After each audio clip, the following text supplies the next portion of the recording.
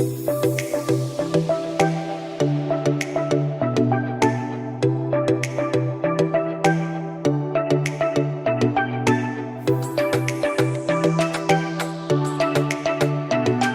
evening, everyone. My name is Mutisya, and I want to first of all thank all of you for leaving your Valentine dates and joining us for tonight. And today's theme is demystifying what HR is all about, right? So my question is, why exactly do we need to demystify HR? What is it that you're demystifying? Because every morning, at least every week, at least twice in a month, we wake up to something negative about HR in our favorite social media handles. True or true? You'll find something in your Twitter, you'll find something in your LinkedIn page, you'll find something in WhatsApp, people talking bad things about HR. HR did this, HR done that. But when something has not gone right, then you hear them saying the flip side of that. Where was HR? Do they have a HR in that company? Where is HRM? So what is that contradiction telling you? They don't understand us. It is a typical aspect of people looking at what is not working, but they forget that we actually provide very beautiful things for them in the organization. So every time you see those bad things, every time that you see them asking, where is HR, where was HR, and complaining about all those things, it's because the HR bar has been set very high. It means they actually know our relevance, they know our significance. You can never complain about the lack of what you don't know. You can't complain about there is no fish if you have never eaten fish.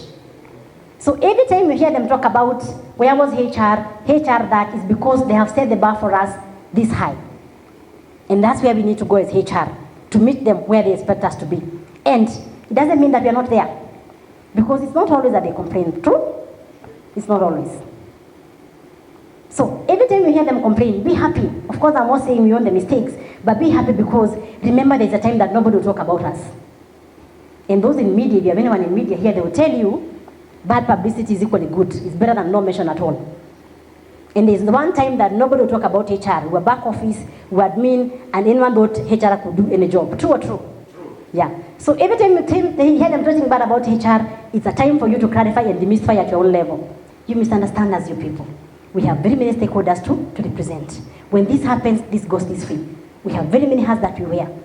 So don't take it the wrong way. Don't even defend the organization or yourself, because it means they know you, they know what you give them, and the bar is here, and they have just felt maybe this particular time you drop the ball a bit, which is okay to get the feedback, or sometimes it's the nature of human beings to focus on what is not happening. And just to say how important we are to demystify HR, let me say that, allow me to quote a research that was done by the Bureau of Economics in the US. And they said one of the professions that is really growing and growing very fast at the rate of 7% per year, which is the highest that has ever been noted anywhere globally, and you can check online, is actually HR. More companies are going to be employing more and more HR as you go ahead. And guess what? The history can tell you that. Those of us who have worked for more than 10 years will tell you when you started working, we would actually report to finance, would report to legal. A company was lucky to even have a HR manager. It was HR assistant, HR officer, or anybody else in the company will be given the work of the HR to do. We experienced that. But nowadays, almost every company have a HR person reporting to the CEO, to the MD, and when the HR is not there, we are actually postponing meetings because HR is not in today. Can we have this meeting on Thursday? Again, the evidence is overwhelming. Anybody who is ignoring HR, the lawsuits are talking to them. Even when they leave us and go to the labor lawyers, they go to the lawyers because sometimes the lawyer may not be a labor lawyer. They still have to come back.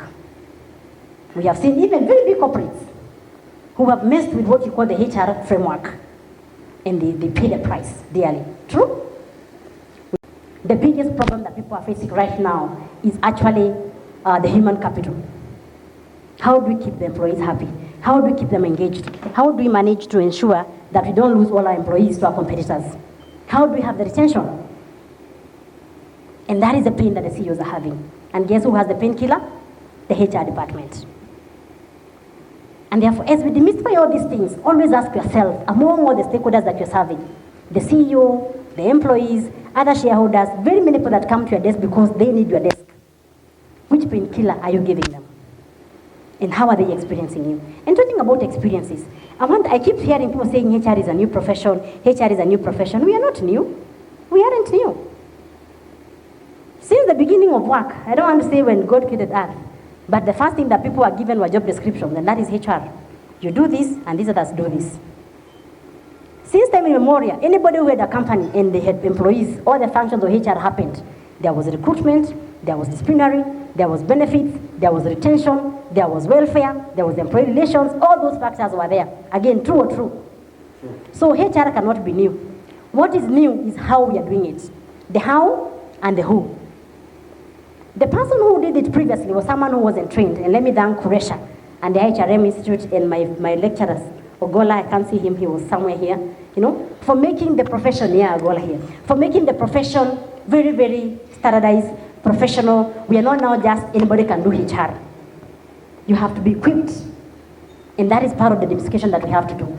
Most people who talk bad about us is because they experienced the previous HR, not the one that has been trained, not the one that has been told what it means to wear different caps when talking to the CEO to understand his pain, when talking to the employees to understand their different pains, and when dealing with the different stakeholders. When you know that HR is not just about the people, but the people and the business.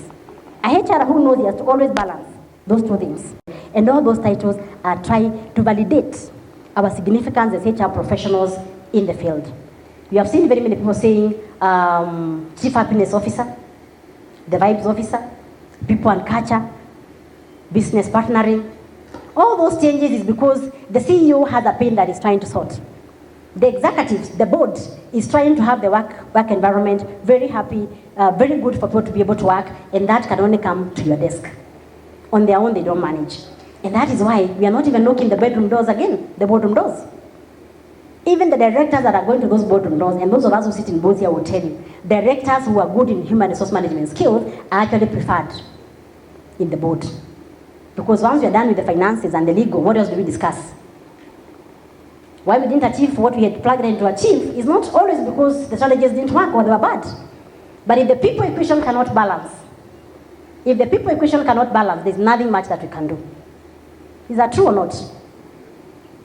So, even as people talk and maybe make you not feel like you're adequate for this, just know our standards have been set very high, and that's why I'll say again, when we started, for me, I started working in 2007. I reported to a finance person.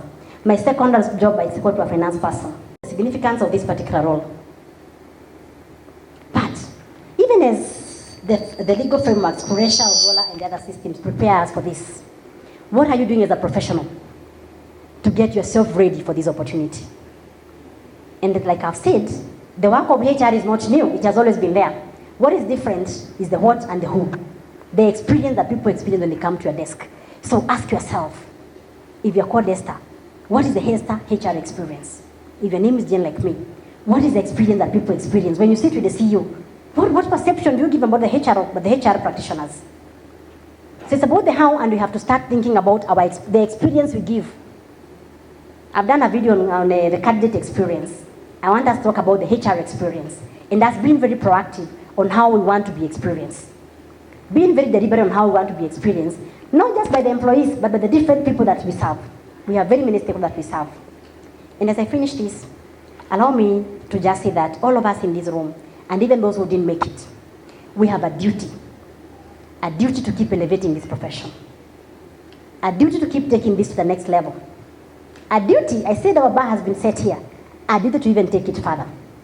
So how do we do this? Allow me to share 3 targets that I feel, if we do this, we'll push it at least a notch higher. We are already high. Trust you me, I walk with my head high. I don't feel inferior. I don't think finance is more important than us. I don't think any other profession is bigger than us. We are all equal, we all contribute, and that's why all the professions, all those people are in the payroll, because we are all equal. And the 3 nuggets are, the first one, what is your professional voice? What is your professional voice as a HR person? And I talk about voices. Are you passive? Things are happening, you're supposed to be giving your opinion because you're the one who went to school. They wanted to hire a HR person because they had HR pains and they thought you'd come with enough medicine to give all of them. But you're passive. You're quiet. They're not failing you. So don't choose that path. Are you passive-aggressive or aggressive? Are you bitter? Are you a pain to everybody who comes to your desk? What is your professional voice? When people come say they're coming to your office, do they have to say a prayer? Do they really have to say a prayer because they're coming to see the moody HR? the HR who is ABCD, the HR who says it's an open door policy but it's a trap. So you have to be extremely deliberate on choosing your HR voice. And the HR voice I'm talking about is what we call the assertive HR voice, where even the CEO tells you, please fire Jane, I don't want to see her. You know how to manage your CEO with emotional intelligence and be able to say, yes, we are going to fire her, but this is the procedure, otherwise we get in trouble. You're able to even go sit down because maybe he's not in the mood to just exchange and do a whole opinion piece on why we can't just fire her without following the procedure, without knowing whether we have a valid offense or not valid offense. And that is your professional voice, an assertive HR who is heard in the room, who is not just in around, but is heard. And the former president said, these things are not given, they are taken. So if you sit in a room and you're ready to be told, and HR, what do you have to say? Too bad, because they may not ask you. And if you're waiting to be asked, it also means you went into the meeting without an agenda. So please have a voice and let that voice be heard. Let that voice be heard. And the second thing that I would want to say is self-confidence, courageous. Are you believing in yourself as a person? And self-belief, self-capacity, all those things come from competence. How competent are you? If you don't believe in yourself, nobody will believe in you. If when you come to you for advice, start telling us, I think a bit, I actually think it's ABCD, or then you advise this and then tomorrow you come and say, I've consulted my friends, it's supposed to be this way. If you have confidence, you'll even be able to say, allow me to just draft a proper response for you, I will send it before the end of the day, if you're not sure. But don't advise like you're not sure about what you're about to say, because that is on your confidence, especially if you give the wrong advice, especially where there's no room for you to make mistakes. And by that point, I borrowed from Steve Covey, and it says, sharpen your axe. Don't be left out. I am so happy that you joined us tonight. And what got you the job that you have right now will not get you to the next level. It is just for that. Even the next promotion, what got you to that job, even for the next promotion, it will not get you. Your boss will have to put an external advert if you still have the same skills that got you to the job that you have. You have to keep sharpening that axe. Going for those webinars, having a career plan on how you want to grow, and doing a gap analysis of what exactly should I know. And remember, everything doesn't come from school. Many things come from exposure. Exposing yourself to people who think different from you, different environments, and you can't do that by going to the office and home. And especially when you're working from home now, it's just you and your family members. So be very deliberate about how you sharpen your axe and what you intend to do to keep your axe very sharp. Again, as I finish, I want to quote, known for how he turned around the company. And part of that was how firm he was on what he considered any successful business to be. And he said, according to him, the success of any business would be the cash flow, customer satisfaction, and someone finished from the other one.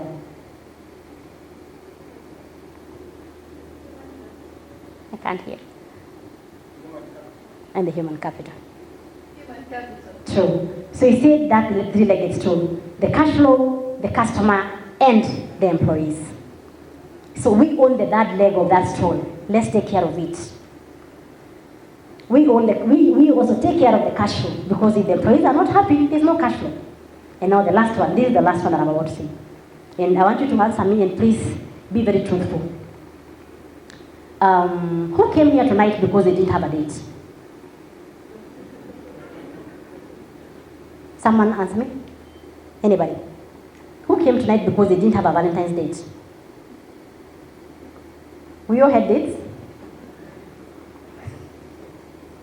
Okay, who left their dates to join them later because they had to come for this? Good. Thank you very much. That's exactly what I did. Because I value exposure. I value going out networking. Networking, meeting new people, learning new experiences. I'm sure when I sit down there, the kind of things that I'm going to take home with me will be very, very, very new for me. I'm very sure in my next speech I will put someone who will speak here today. So if you don't have to miss an event, please do everything not to miss. That exposure, that interaction is part of what we live for. So thank you very much. And God bless all of you, and God bless the HR professionals. Big up a copy. You know, James.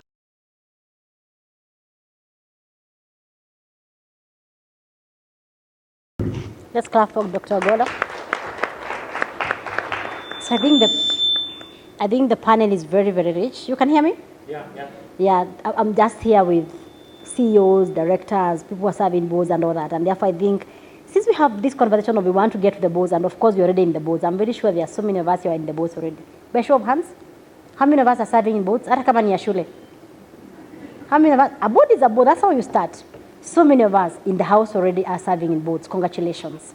So I will first start that particular discussion, and I think I'll start with the chairman of the Institute of the Board of Directors, Dr. Nelson, just to give us a preview of what has been his experience of HR people in the board, or what is it that we must do as HR to get into that place whereby we have very many of us, and it's no longer news to say that I'm in the board.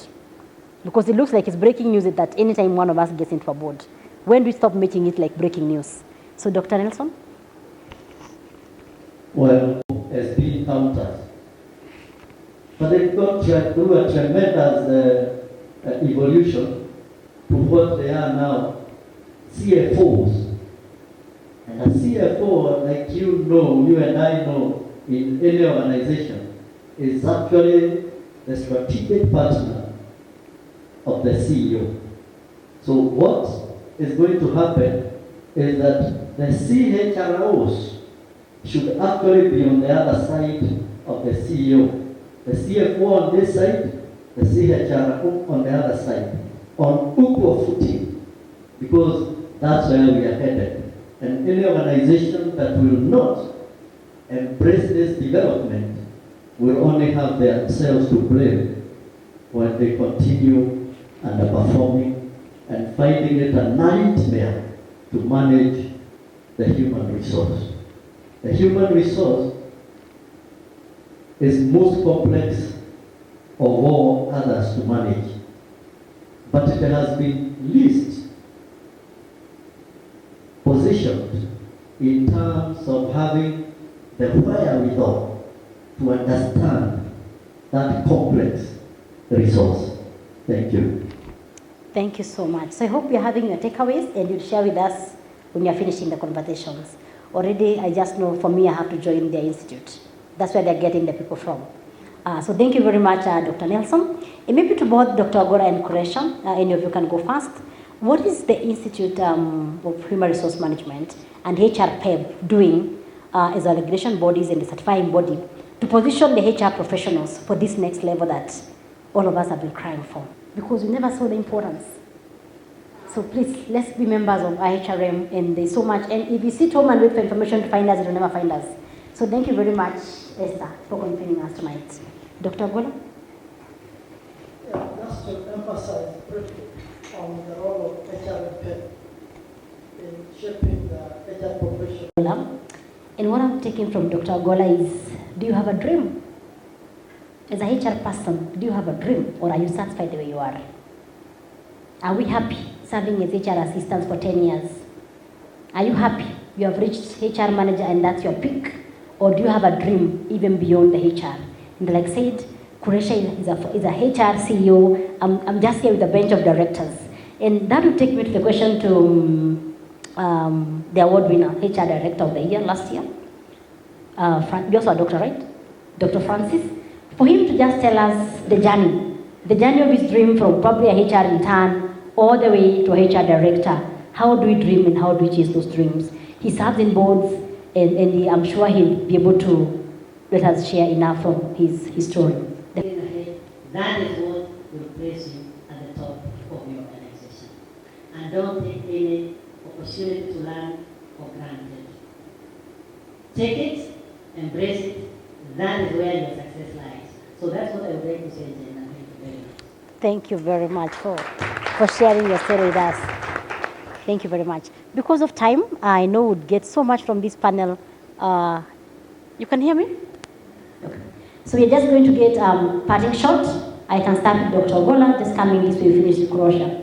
A parting shot to the HR fraternity that's watching you tonight. What would you like to tell them as they pursue their dreams? Not just to the HR professionals, but to be in that C-suite. Not just the board. There are bigger things out there that we can all go for. So, Dr. Gola? Yeah, I want to challenge all. And you make me rephrase your statement. Maybe those of us who have read Kiyosaki. just to say what he's saying. And he says there are those who say, I can't afford, and how can I afford? So it's the same thing that Dr. Francis is saying. There's a problem, how can I solve it? Or it's difficult, it can be done. Thank you very much. Question? Thank you.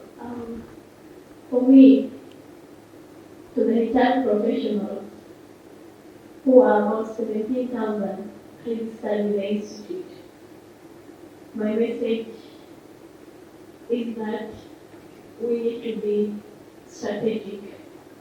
Strategic in that we should not wait to be sent, but instead we need to act.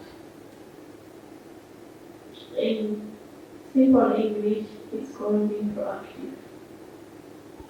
We need to be deliberate in everything we do. That gives us the competitive edge. Let's not leave our work to others. Remember, every other department is anchored under HR.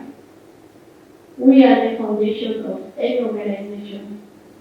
We are the ones who are recruiting, and we're in charge of the whole circle, which is from hire to retire. A lot of things happen.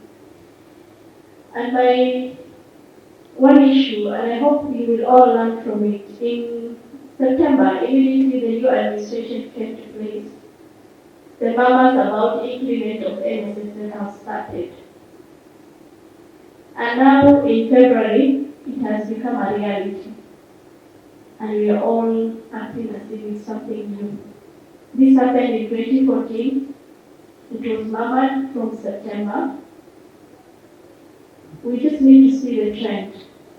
And by now we should have heard what is the business continuity, what are the opportunities, and how we're moving forward. In everything that Fred has just shared with us, we should have thought about it 6 months ago. And I won't share a way of telling you that to put it deeply. My third issue, I've talked about the strategic role. I have just challenged you on being proactive and having that competitive edge. The third one, which every panel member has said, learning is continuous. There's something new to learn every day. And when we ask you to learn, it's not a punishment, it's for your own self. And I hope one day, I always say, given the mic, everyone has a story to tell. We started from somewhere, and we just need to keep going for ourselves, especially if you want to remain employed. And if you want to employ us, then I'm sure the opportunities are there. At this point in time, HR is a gold mine. So where are you digging it from? Thank you. Wow. Thank you very much, Puresha. And one thing that I'm taking away from Puresha is about the whole debate about NSSF. They already have a whole paper that they can give to members. And that's what she's calling proactive thinking. The CEO is going to come to you and ask you, I have heard about this. What is the story? And you also have no clue. Do you know what I mean? So that's exactly what she said. If it's in our docket, let's be proactive and think about that solution and think ahead of time. What could be the changes? Who do I talk to when I have to advise my CEO and any other person? Then I have the information to advise. In the interest of time, we have to end there. Thank you very much, Dr. Ogola, Dr. Nelson, Dr. Francis, and I have to give Kuresha a doctor in advance, and Dr. Kuresha. So please clap for my panel. Thank you very much. You may now leave the floor.